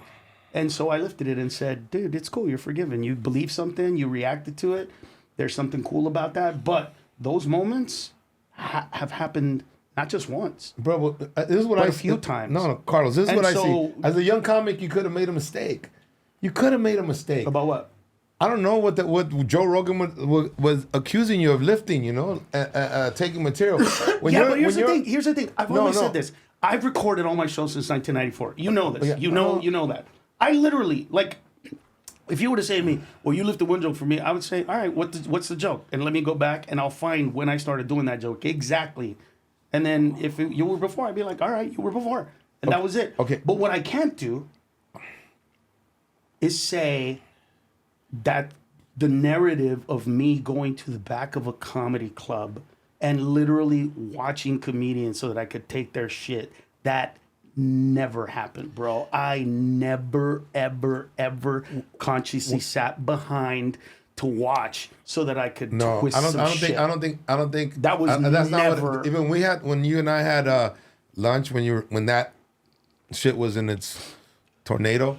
I had told you, and I'm telling you, Fabian, that I told him, hey, bro, it's easy for a comedian because we have so many thoughts, man. So many thoughts. We watch so much. Things happen, and you could. And any comedian, I don't give a fuck who you are, what a great artist you are. I don't give a fuck. A bit can inadvertently be processed, Sure. and you think it's your idea, and you go, "Fuck, I thought it was my idea." Fuck, no, it's not. And that's what I wanted you to say, bro. But I have said that. Let me say this. But I have said wait. But wait, I have said that Fucking with Carlos, I'm regards trying to come to your rescue. You keep fucking stepping on me, bro. Here's why. No, listen. Because here's the thing. No, hold on, bro. Hold on. This is Fuck the this. hard Hold on. part about having these conversations. Hold on. That I'm Carlos, trying to clear the narrative so that what is heard is actually what occurred. Okay, Carlos, let me just say this, and I'm gonna let you. And I know my son's always telling me, "Don't interrupt people," but fuck that. I have to do it, bro. Let me just say this, and I want to hear this. What pissed me off, bro? What pissed me off? Okay, I know that you could have done that. That you could have inadvertently, or even fucking as a young comic, said, "Fuck that. I need that bit." You're a young comic. You come from the projects. You're poor as fuck. You don't want to be there anymore. I can see that happening, man. Right. Okay. I know a lot of white comedians and black comedians who everybody knows lives. And I'm saying, okay, Joe Rogan, if you're becoming the fucking ambassador of fucking people over, which I'm cool with. Right. Okay, why did they only get you? Why didn't they go after, the black comedians and the white comedians? And I always think because we always had the smallest numbers and, we're more like easier in Hollywood to pick on, man, which is in Hollywood why we were rarely seen in movies. They can shoot a whole scene of downtown and it'll be black people and white people and then not even a Latino. I'm like, really, in LA? So I could see, that's what I thought was unfair, bro. Like, all right, Joe Rogan, yeah, I get it. You called him out on something and you had to fucking do what you had to do. But why did you just hit this dude? Because it's not about joke stealing. If it was, then it would have been about something else. But I've always said, with regards to those two bits on that one special, the wall joke, way too many comedians did a version. I don't even know if you might have done a version of that joke. Everybody did. But everybody did. I did one. But that's As a my matter of point. fact, I thought you took But it think from, about it. Think I about thought it, you bro. took it from me. No, I just kidding. But no. But seriously, think about it. 10 comedians did that fucking bit. with you, I bro. know Look you at are, how I know serious, you are. dick. But 10 comedians did that bit. Yeah. I'm the only comedian that was accused of stealing it. Nobody else. You know, Of the 10 comedians, nobody else. But here's the thing. With regard to the Cosby joke, I've always said, and you know this about me, I'm not a Cosby guy. When you see me perform, you can tell. Bro, that Cosby joke is a little too fucking... Exactly. Now, so here's what I can think say. that- But wait, here's what I've always said. I don't ever remember seeing that bit.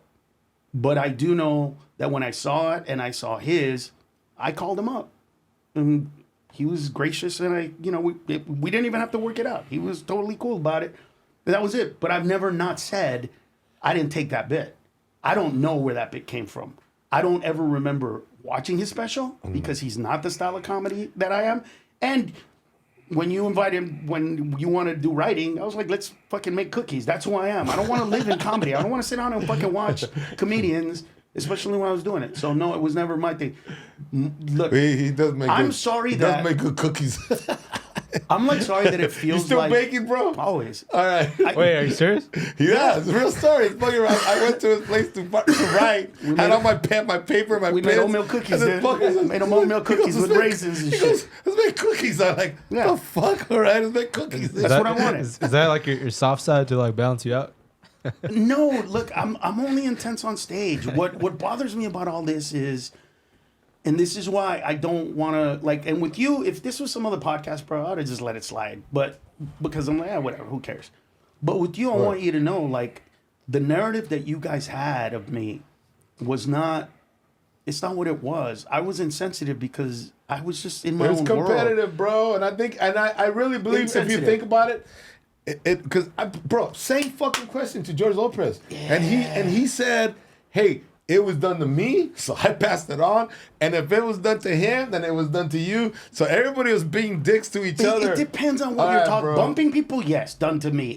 Going on stage, done to me. Going on long, done to me. Right? You know that there was a period of time where if I had an 11 o'clock spot after Paul Mooney, Dice, and Eddie Griffin, I'm going on at 2 o'clock in the morning. Yeah. Almost every night. So, bro, so that generation and that situation in comedy clubs where people bump you and you had to wait forever, man. That happened to you too, right? Every As a day. young comic. Every day. Every day. And you know this because every once in a while, we'd be like, let's go to the thing. And you would say, do you have a spot? Yeah.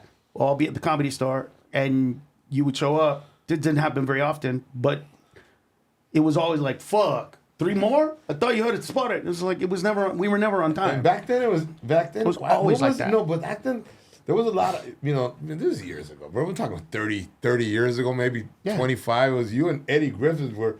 Were you guys actually fighting for that last spot at the Comedy Store? You and Eddie Hell in yes. the original room. Hell yes. And sometimes you'd get it, and sometimes he'd get it, right? But Would Mitzi did it on purpose. She made you guys Yes. compete, huh? Hell yes. But see, even then, it wasn't like I never looked at him as my competition. None of you guys.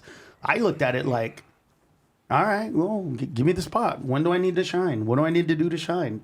It's 2 o'clock in the morning. I'm gonna kill it. It's 3 o'clock. I'm gonna kill it. It's 10. I'm gonna kill it. It was always about that. What I didn't see, what I wasn't able to see was people's feelings, people's humanity, people's. I didn't understand that. I didn't get that because for me, I'll go back to the question I asked earlier, bro. You think that I was able to see people's feelings, people's humanity? Is that from growing up poor, bro, in the projects with 10 siblings? Where everybody had a fan? You know I mean, what? 10 kids in the project, bro. I'm sure sometimes there wasn't food, bro. No, let me tell you where it came from. It came from this. I'm an immigrant. Tell me the rules. What are the rules here? So am I, bro. Right? Because when I was living in Jerez, Zacatecas with my mom's family, there were different rules. When I was living in Honduras with my family, there were different rules. Okay. When I came to live here, there were different rules. Right? Every time I stepped into a different arena, there were different rules. Right? Here, you're fucking Mexican. I'm from Honduras. Yeah, what part of Mexico is that? Then I go to Mexico, you're like, hey, Pocho, don't even fucking pretend you're Mexican. Yeah. Because you're not even from here. Like, even your mom at this point, then I go to Honduras. And it was like, so for me, it was this. What are the rules? What are the rules that we stand by? And the rules that presented to me when I first started doing stand-up is, you ain't shit. You're an opener. You can't cuss. You can't use profanity. You better not do any kind of jokes that even sound anything remotely similar to the feature or the headliner. You better respect the light. And then if you get a TV show, you can come here and do whatever the fuck you want, however long you want, Right. however much you want. Okay. But you have to be that guy. You have to be Jim Carrey. You have to be Martin Lawrence. You have to be that in order to get this. Yeah. My problem was in about 96, 97, 98, I started working with some producers that Rick Rubin basically said, you got to go on the road. Okay. Rick Rubin said, dude, you are one of the funniest people I know, but you need to become great. And you're only going to be great if you start going out and doing comedy clubs. And you got to tour. So in 96-ish, 7-ish, I started touring a lot. And that, when I came back, so to speak, because at that point I was doing so many weekends that I wasn't going to the Comedy Store. So there was about I would show up sometimes, but not a lot. All those comics kind of grew up amongst themselves, right?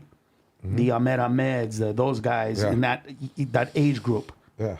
So then by the time I came back in 2004 with Mine and Mencia, I was gone. And then I came back. And those guys had a completely different mentality. Those guys were like, so here's what people don't know. Somebody gave me shit for going on long. So the next day I was Bro, like... you used to do that all the time. Oh, yeah, but listen. Come on, if somebody gave me shit. Oh, bro, no, you're no. notorious for being a Of dick course. with that, bro. Oh, 100%. Stop. No, Carlos. let me finish what I'm saying. I'm not negating what you're saying. Somebody gave me shit for going on long. And I called, and they said, you should call in for spots at least. So then I called Mitzi, and I said, hey, Mitzi, do you want me to call in for spots? And she said, no, because if we say you're going to perform and they buy tickets and you don't perform, we got to give them their money back. So are you going to come for sure? I don't know. I might. Then no, don't. They're getting pissed, Mitzi, that I'm going on long. Whatever. Fuck them. You were her mijo, dude. How did you develop that? That was another thing that like How a did lot you of develop people. that friendship with her, bro? Not a lot of people had that. She respected me, and one time, I have a degree in electrical engineering, so one time I fixed her stereo system at home, and nobody could fix it. You are a paisa. And I found like what was wrong with her shit. You are a paisa, bro. Yeah, and Like every Latino has to do something that he knows. Oh yeah, and so anyway, she loved me because she said, of all the comedians I've ever discovered, nobody bleeds on stage like you. Fuck everybody. And what she meant was, and to this day, like I was doing a show this weekend, and I was working with Mel Garcia. He was Okay. kind of doing some opening stuff. Anyway, by the second show, he was introducing me as the most honest comedian he's ever met. Wow. But that's what he meant. That's what she meant. That I go on stage and I talk about whatever happens to me. He said that about me. Yeah. Fuck you, Mel. You fucking bastard. I thought it was special. So Yeah. bitch used the same words on me. The same words. Fuck you, Mel. Wow. It's over, bro. See, I should be offended that he doubled up on me, but you can fucking create something newer. Fucked up. Man. But Fucking Mel, you lying bastard. I could never see those. I could never see myself in the way these guys did. And then when I came back, those guys were it was a different world. It was just a different world. And you look, when they say, you were just bullying us, I was like, well, yeah, that's what they call it now. But back in the day, it was called paying your dues. Yeah. Back when we looked at it, it wasn't negative. No, man. It was different. And you know what? As an immigrant, I got that. You know how many comedy clubs you guys, you young comedians, will never know that they never wanted to even book Latinos back in those days. And I would go and sell out in Oklahoma, in Tulsa, in places like that. And then all of a sudden, a year later, 2 years later, oh shit, fucking George is headlining here. Oh shit, Paul's here. Yeah. Oh shit! Like many of those clubs. You gotta come on, bro. Paul was already there before you. Don't do that. He was way bro. big. He was way big and bigger. Come on. He wasn't going to Tulsa, bro. You could have said me. Paul No, was already huge, bro. No. He had movies, you know. But that's why he didn't do Tulsa. When you say No, like, but that's why Paul wasn't going to the Tulsas or the Oklahomas. when you say You see what I'm paying your saying? dues, was that like common with the white comedians and black comedians? Everybody paid their dues. Everybody but we paid had their smaller dues. numbers, bro. It was harder for us. Stop, bro. I'm not gonna act like a bitch because I never had my sons act like victims. But that being said, bro, it was harder for Latinos on the road because there really wasn't that many of us. When you walk into a comedy club like a Funny Bone and you see hundreds of pictures on the wall, bro, it was black, white, black, white, black, white. And then some Latino guy that died in fucking 92 or something. You know what I mean? Swear Am to I right God, or wrong? didn't even notice that shit. Here's my train of thought in those days. I'm walking into the club and I would go up to somebody and go, who's been working here for the longest? Like, what waiter waitress has been working here the longest? That one. Hey, who's the funniest person that comes to this club? Who gets the best laughs? This person. All right. I'm going to talk to you at the end of the week. And then at the end of the week, I'd go up to that person and go, You're a competitor. You're a competitive motherfucker, bro. You're a but competitor. my point is I didn't care about who's on a wall Right. or any of that stuff. What I wanted to do was I did. I'd be like, God damn, Kill it. on this wall. I wanted to kill it not just for myself, but for those that came behind me. Because for me, there was a legacy there. If I'm the first, I can't fuck it up for them. So part of it was me driving that. But the other part was, you know what? I would love for Pablo Francisco to come headline here. You should bring Pablo here. He's amazing. Like that kind of stuff. I would pitch him and Freddie and those guys all the time. And to the bigger clubs, the Chicagos of the world, the New Yorks, the Miamis. Those were the ones where Paul was on every one of those walls. He was like, because he was huge. But it's the smaller clubs, the little ones in the middle of nowhere. I don't know that Paul's ever been to like the Stardom Comedy Club in Birmingham, Alabama. I don't know if he's ever done that club. I think at that point he didn't need to, bro. Let's be No, honest. of course he doesn't. No, of He course need he to. didn't. At that point he didn't Nah. need to. And he opened doors that we like. Bro, he did something He beautiful actually for hooked you. me up, Didn't yeah. he give you a commercial, a Sprite commercial? Is that true? Yeah. Well. Or no? Yeah. No. I want to know who's telling the truth. Because what I heard is that Yeah, they offered it to him or something he- like and he that, and he mentioned said, you. "Yeah, he mentioned me," Okay, and then they gave it to was- me. Bro, that was kind. Huge. I thought it was kind. That was was something that I huge. thought like, wow. That was huge. Let me ask you, bro. But he was always good to me. He put me on his TV show, the Paul Rodriguez show. I did stand up on his show. I think I was the first yeah. comedian to do stand up on that show in Spanish. I don't care how you slice it, man. Paul's still one of the pioneers for us, you know. And He's our grandfather, bro. Yeah. I always treated him like a grandfather. Yeah. No, He was never. But like I said, I never looked at those guys like competition. I looked at. I want to be the funniest, but it wasn't. It was never about. It was never about the individual. It was only about a performance thing. That's always where it ended for me. That's always where it began. But yeah, he helped me a lot. He was. And you know, the other day we were talking, and he was a man I wish I would have helped more. I was like, "What are you talking about? You did great for me, man. You hooked me up when I needed it." Hindsight's 2020, bro. Yeah, he was great. we can all look back at our careers, could have, should have, but you know, Right. we did what we did. Let me ask you this, bro. And I know there's something because you mentioned earlier. You go, Willie. I don't like talking about that. I don't like when people bring it up. But, and I don't think it's happened. But have you ever, since that incident, ever had a one-on-one with Rogan? No, but it's not up to me. No, to that's make not what that. I'm asking. I'm asking, did you guys ever have a one-on-one ever? No. For me, Look, he has. Let's be real, all right? This is some shit I wouldn't say on any other podcast but yours. You and I both know, shit, the world knows, that if he were to come out and say, Carlos Mencia is going to be on my podcast this coming March, right. April, May, whatever the fuck it is, it'd break the internet. It would be big, bro.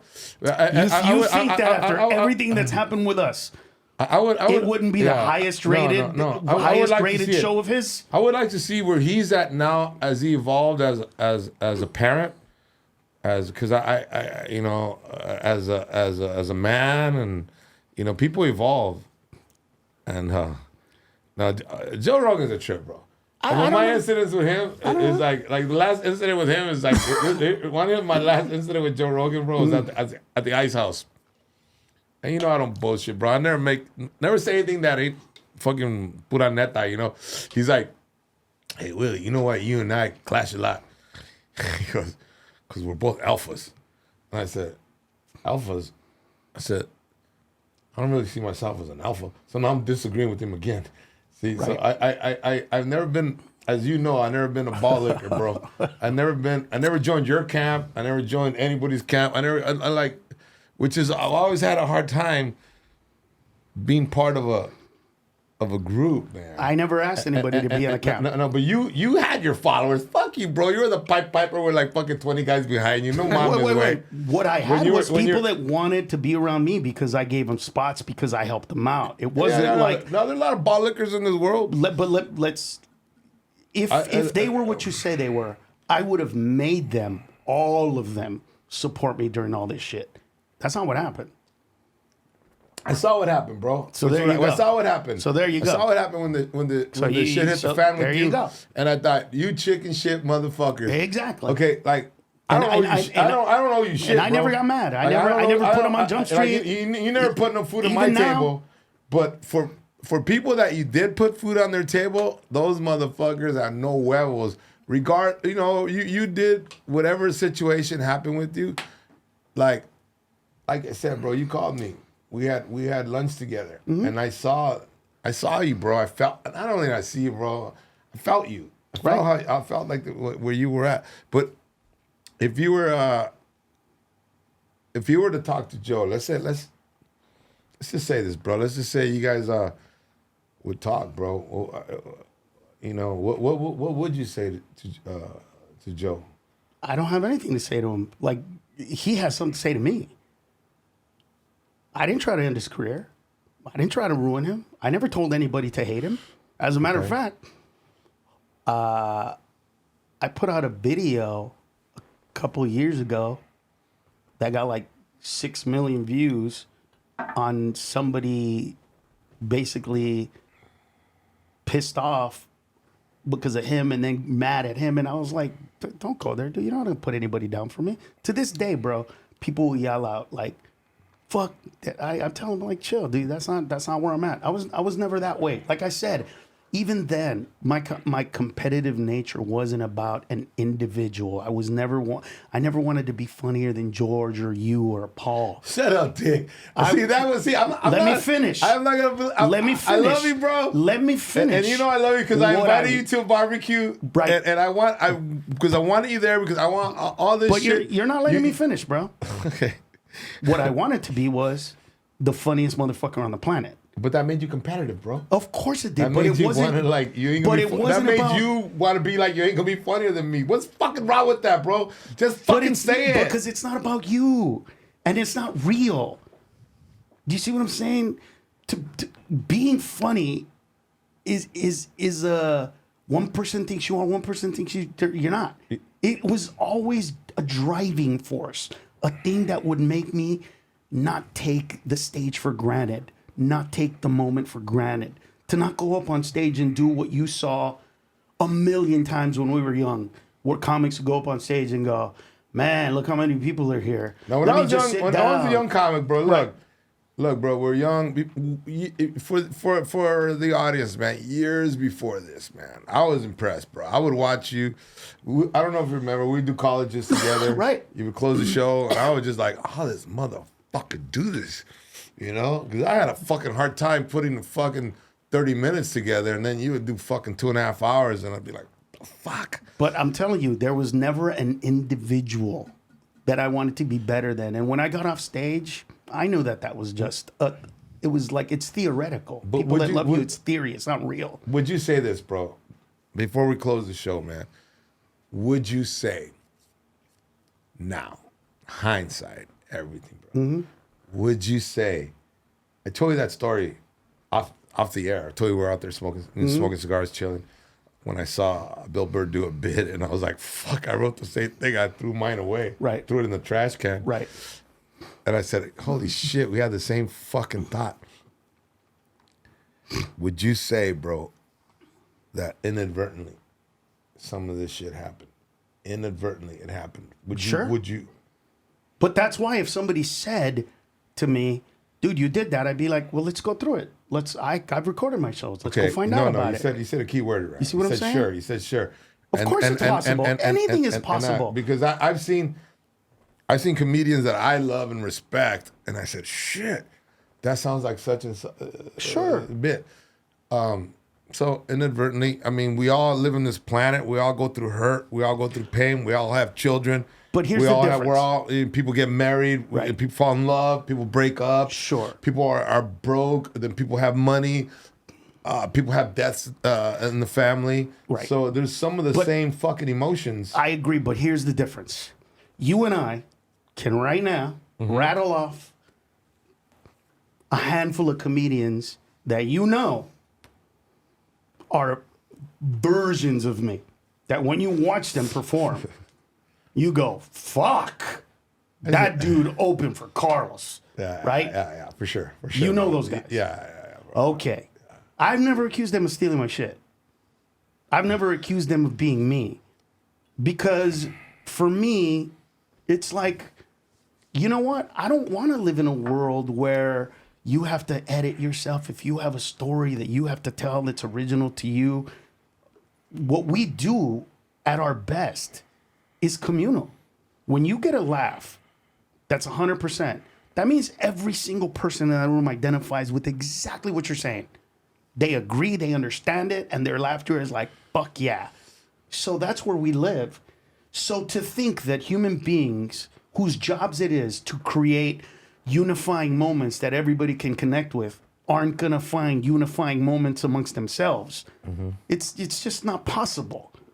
The difference is I don't sit around and blame other comics when they tell a joke that I know I've written before them. I just go, they thought of it or not or whatever. They'll get past it or whatever it is. But I don't do to them what they did to me. I don't go to that place.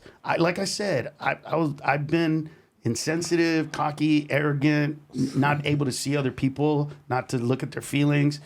But that's because I'm not like that. Like you can think of, and I can think of, a bunch of comedians that had they gone through what I went through, they might have killed themselves. You and I both know that. Probably would have been me.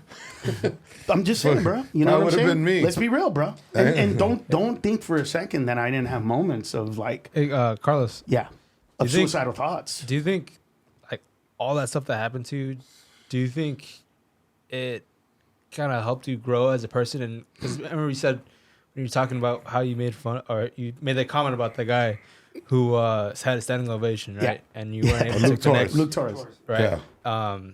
Have like you said you weren't like to like humanize with him, right? Correct. Do you think that what happened kind of like made you become more human?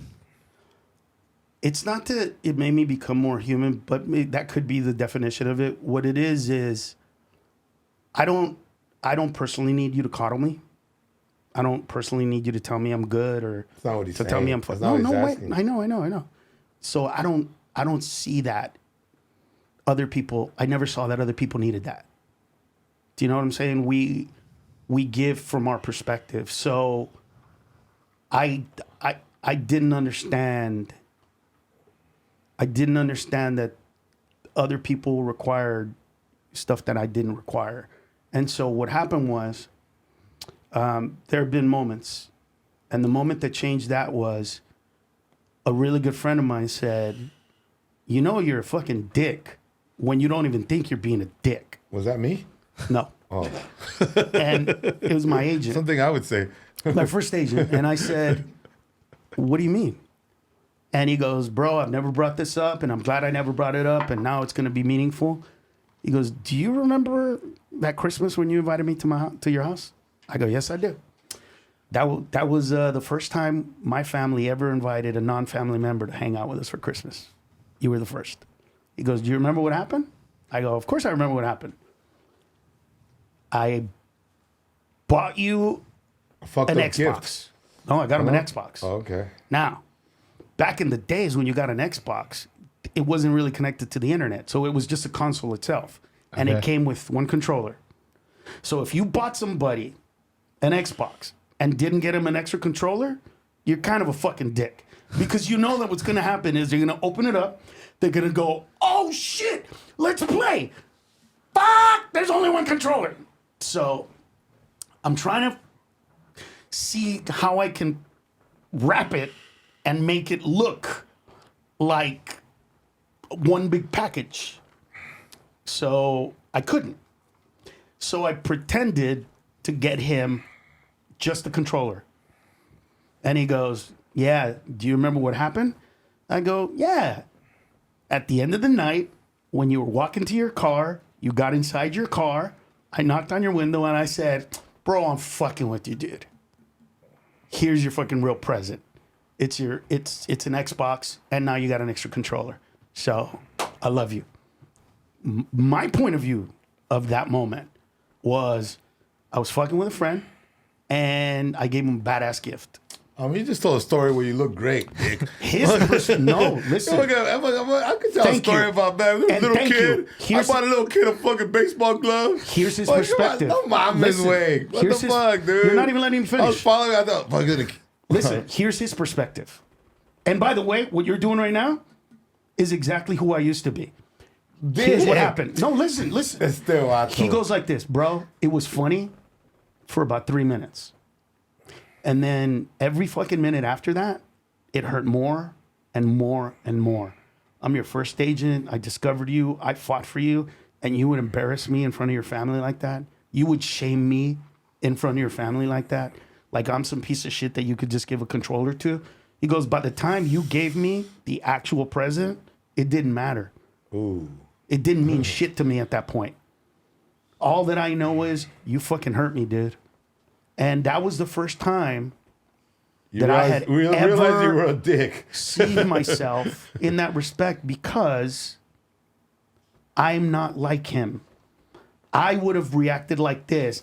Oh, you motherfucker, bro. I believe this shit. You fucking got me good, you piece of shit. For me, that would have been a great story to tell. For him. Was the present for like his kid or is it for him? No, it was for him. Okay. No, he was hurt personally that I gave him a controller. That I gave him a shitty controller. And by the time I gave him the real gift, it didn't mean anything. His pain had already been existent. And that was the first time that I ever saw that way. Because from my perspective, that's what I was saying. It was yours. I mean, but isn't that like a common thing, like a gag gift that people do to each other? Yeah, but if you get a standing ovation and I tell you you're going to be funny one day, you did get a standing ovation. That audience stood for you. You were being a dick, bro. So what I'm saying is meaningless. Again, Cardinals. It means nothing. Do you understand what I'm saying? Yeah. It's the same thing. How do you not know I'm fucking with you? You just got a standing ovation. I've been there. You weren't fucking with people. Yes. You were being a dick, bro. I was being a dick, fucking with you guys. Carlos, but if I didn't know you true. and I wasn't actually there, I'm always when you tell stories. You do sometimes realize that both of those things can be true, right? Okay, Carlos, and both are true. Carlos, I yes. was fucking with you. Yeah, but we didn't know. We didn't know. I know that now. We didn't know. To us, I know that now. I didn't know that to then. us, we just thought you were a fucking dick. And obviously, hindsight's 2020. Listen, bro. I want to wrap it up like this. I was before I don't know, like 2 years ago, 2 years ago, we had the barbecue at the house, and I really wanted you there, bro. I got you. It wasn't nothing other than I want Carlos here. It means a lot to me. A bunch of comedians were there, actors, I'm gonna mention names, and everybody was there, and to me, it was like this, bro. I told the comedians that were there, not necessarily like the other people, but the comedians said, don't fucking say shit about that situation, what happened. Because if we agree to say what you said, hey, it's possible. Inadvertently, I could have done that. Sure, everything Okay. is possible. Okay. So that to me, whatever happened to you was vicious, bro. It was like to me, the punishment's got to fit the crime. You know what I mean? Like, let's say there was a crime involved. The punishment's got to fit. But to me, it was an overkill. You know what I mean? Sure It it was was. like, okay, all these other people who steal, who take, who Because it- literally lived, okay, you slap them around and things happen. But what they this did, was about what happened with your feelings. career? It was No, what about happened? No, what happened to your career, bro? Sure. What? And you said just because your words Cost me millions you lost of dollars. millions. Cost me millions. So the punishment did not fit the crime for me, bro. Which is why a couple years ago I invited you and I said, please come over, man. I'm carne asada. Oh, old school Mexican shit, bro. I had carne asada, I had beers, cigars. You were there, everybody's there.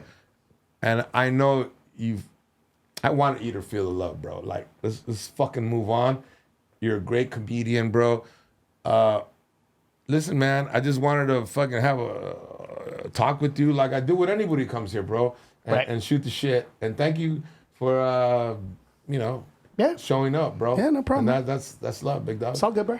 That's love, man. Thank you, Appreciate you, man. bro. Anything, when do you want to tell your people, man, your No, fans? I'm good. I'm good.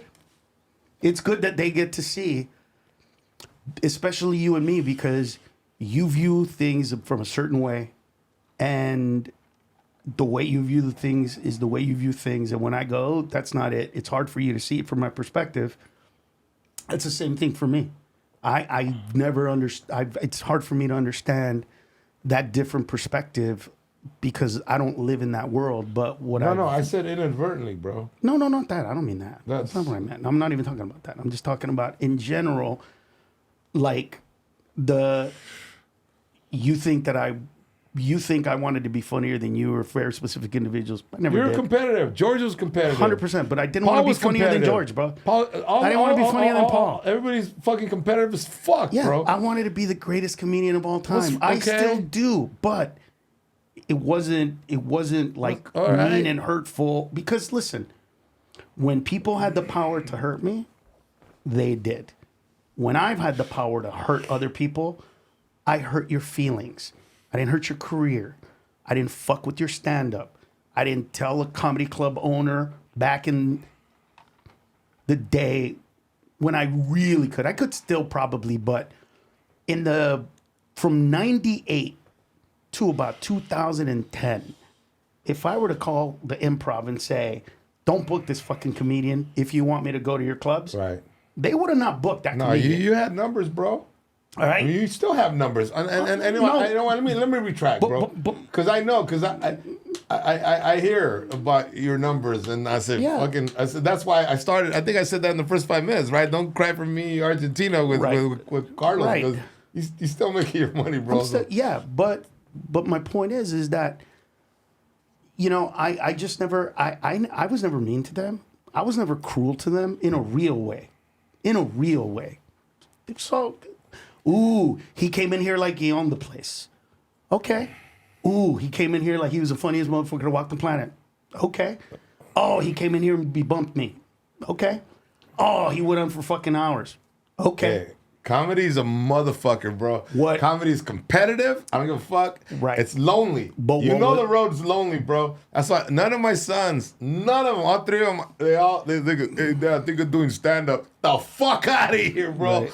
Fuck this business. Fuck that, man. Don't do this shit. Do something. Be an actor. Do something else. Comedy, like a straight up comedian, to be a comedian for a living, Right. you gotta have some fucking balls made out of fucking alligator Not skin. anymore, bro. Not anymore. No? It's a different world.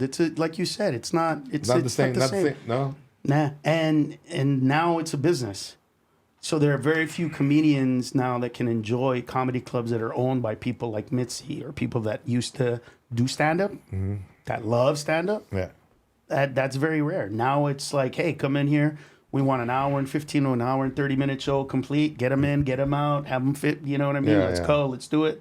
It's a different beast, a different animal. But yeah, I was never I never wanted to hurt anybody the way they hurt me. And so what I've been doing in all these years is making sure that I don't come back vengeful. Well, you're still here, brother. No, so that's it. But I was never proud. I mean, I look at my shittiest year. No, you had that time that, bro, that you were hurt, you were wounded. Oh, I still but get what I'm hurt saying- sometimes. yeah, I'm saying no. monetarily, thank God, I still sold No, out. I still was doing well. I know you do, I was bro. still adding shows. I heard was about your still- numbers. You're doing well. I'm proud of you, bro. And So that was the case. But yeah, No.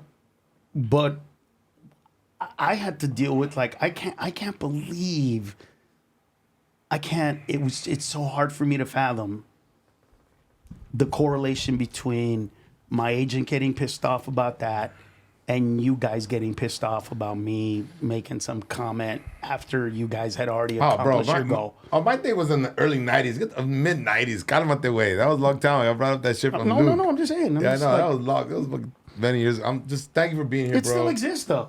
Like right now, when you go on, somebody will say something about, why are you interviewing him? Did you ask him about it? I Like don't some give a shit. fuck. The one thing you know about me, Carlos. Doesn't matter. My point is, One thing you know about me. it doesn't go away. One thing you know about me, and I think you already know this, bro. You've known me since I was a kid comedian. I was his age. Pretty much. I don't give a fuck about anything. And sí, y a la verga. Whoever likes it, doesn't like it, me la pela. Anyways, man. I don't give a fuck what anybody thinks I know- either. I know But you when don't. I know that I could have made millions more, for a fact, when I get producers that literally call me and Hey, tell me, hey. I made sure Okay, you those didn't millions, get that right? role. Those millions. Ooh. Hey, do your kids love you? Ooh. Do your kids love you?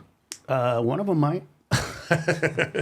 Do your kids love you, bro? I'm being real, bro. We're All right, comedians. well, We're stand-ups. We're on the road. Well, Do I provide for my children? Yes. Okay. Do I take care of them? Yes. Okay. Do they go to the best private schools they can go to? Yes. bro, that's Do I know for a fact that's the that real one day shit. my kid isn't gonna be like, yeah, Dad, okay, you sent me to the best schools, but you were never fucking there, Dad. Every fucking Sunday, every fucking month, you were gone, Dad. You were fucking gone. And that's a fact. Because you cared more about your fucking fans than you did about your family. Do I know that that's not gonna happen? No. I do not, bro. 100% do not. Well, it's just part of life, bro. Right? I think I'll and who you know, one time I was feeling sorry for myself because I was working for Christmas. I was at the airport. Right? We've done that. Yes. Right? I was at the airport, fucking crying like a little bitch inside. But then I looked around and I said, look at all these people are fucking traveling for Christmas. Look at the all the restaurants, all these waiters, everybody. Look at the pilot walking over there. Look at the flight attendants. We all go through this shit, bro. We all you know, so man, I just want to say thank Appreciate you, it, bro. Again, brother, I'm thank in the you, man. box. Mad love. This could be a two-parter, guys. We gotta break this down to part 1, part 2. Carlos Mencia. dude. Nah, bro, we're all doing big mad thing, love, people. Isn't that what, like, supposedly the big podcast do? They go on for 2 fucking hours long? No, mames, we're gonna have 2 parts. We're gonna fucking milk this. Love you guys. Thank you, Fabian. Anything else, bro? Anything you want to add, mijo? That was juicy. That was juicy. All right, man. Mad love, you guys. Thank you.